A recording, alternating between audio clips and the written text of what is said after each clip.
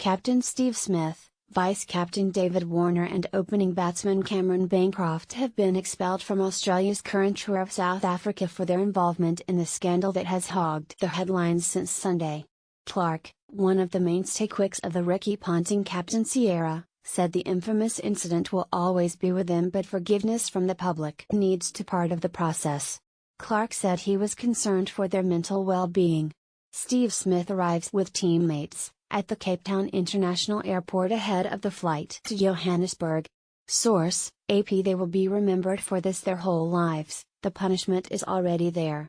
It's very obvious ball tampering is considered cheating. Not everyone does it, but changing the condition of the ball has happened numerous times, Clark said. Live, D-Day as Smith, Warner, Lehman learn their fate. Ball tampering scandal, 6 unanswered questions. World reacts, what stars, legends, experts thought. Comment, Lehman not involved? CA must prove it. I feel sorry for the fact they will have to live with this for the rest of their lives, especially given the status they hold in cricket. Smith has been compared to Bradman. There's not many before him that have. I worry about the mental health. They have to live with this whether they play for Australia again or not.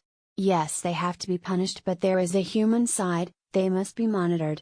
James Sutherland at a media conference in South Africa to announce initial findings of the probe into the ball tampering controversy. Source: Getty Images. Some people will say stuff them, that's one opinion, but the other side is there has to be compassion somewhere down the track. Hopefully over time they can find forgiveness. I know Steve and David well. I don't know Cameron, but I feel sorry for all of them. Clark said he thought Cricket Australia Chief Executive James Sutherland should have labelled the incident as cheating, instead of avoiding the word in a media conference in Johannesburg on Wednesday morning, AEDT. Listen. Is Cricket Australia doing a good job handling this crisis? News Corp chief cricket writer Ben Horn joins Andrew Minksell on a special episode of the Cricket Unfiltered podcast. You can download Cricket Unfiltered from the iTunes Store. What I would like to see happen is an open book transparency in this investigation. I want to know what drove these players to take the game into their hands. Clark said.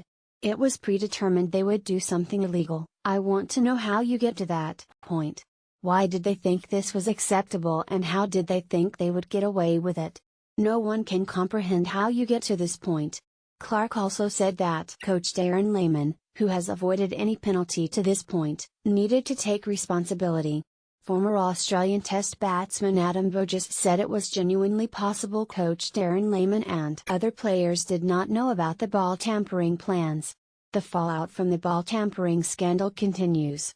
Source: The Daily Telegraph. Being in a cricketing change room throughout the last 16 years of my life, the lunchtime break is not generally a time where you sit down purely as a group and discuss a lot of things, Burgess said on SN Radio in Melbourne. It isn't really until you step back onto the field and the captain has a bit of a say about what the plans are coming up to the next session that everybody is together again at the same time. So I think it's genuinely possible that the 3 guys that have already been mentioned are the only guys who did know about it at the time. Burgess, who is currently commentating in South Africa, said he had been in contact with some members of the Australian team who were struggling with the saga. It's been an incredibly tough day for a lot of them, he said. They're still struggling, a lot of the team.